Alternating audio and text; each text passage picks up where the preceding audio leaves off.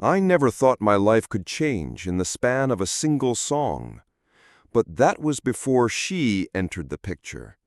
Before the night my son, Ethan, danced for the first time. My name is Richard Callahan. I'm the founder and CEO of a billion-dollar tech firm. I own penthouses in New York, estates in California, and an island I barely visit in the Bahamas. I've had Forbes write about me, Wall Street Journal feature me, and my face slapped across business magazines more times than I can count. People think I have it all. Money, influence, the kind of life where you can buy whatever you want with a phone call. But here's the thing about money. It's a very poor substitute for happiness, especially when you feel powerless, not over a business deal, but over your own child's life. Ethan was born with cerebral palsy. The doctors told us early on that his motor skills would be limited, that he might never walk without support. He learned to adapt. He's smart, witty, loves chess and astronomy. But deep down, I knew he longed for something I couldn't give him.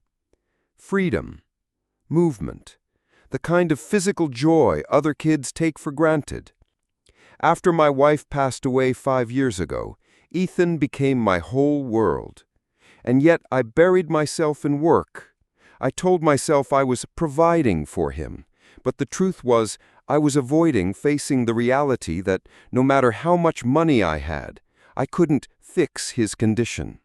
I couldn't give him what he truly wanted, to feel normal. That's when the night I met her was different from anything I'd ever experienced. It was at a charity gala downtown.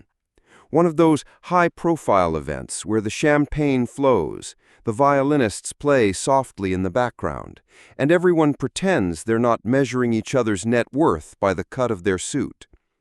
I had brought Ethan with me, partly because I wanted him to feel included, and partly because I was tired of people seeing me only as the billionaire, without understanding I'm also a father. We were seated at the far corner table. It was quieter there, away from the main dance floor where couples swayed under soft lights.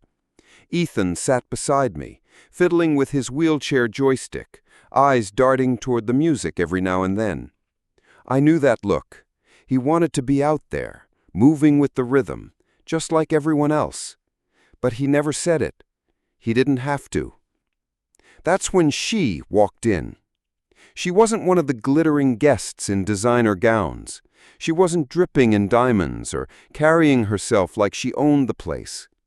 She was wearing a simple black waitress uniform, her hair tied up in a neat bun, a warm smile lighting her face as she balanced a tray of drinks.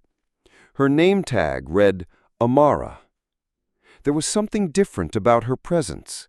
While other servers moved with mechanical politeness, Amara's eyes met each guest's like they mattered.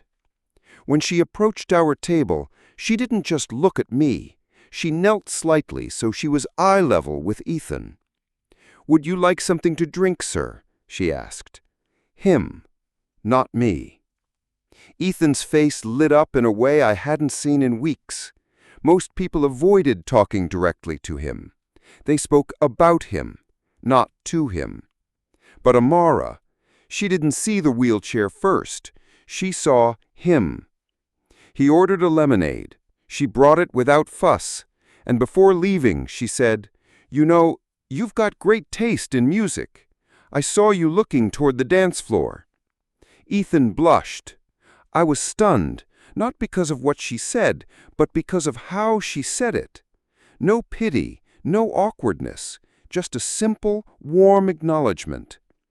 The night went on, speeches droned in the background, and I kept catching Ethan glancing toward the music. When a slow, melodic jazz number began to play, Amara passed by again. This time she stopped. "You know," she said, looking at Ethan, "I could show you a dance step. Just one, if you'd like." I almost interrupted. I was protective to a fault. But before I could, Ethan's eyes widened and he nodded. She set her tray down, moved to the open space beside our table and gently placed her hand on his. She didn't pull him to the floor. She let him lead, guiding the movement of his wheelchair in a gentle sway, timing it with the rhythm of the music.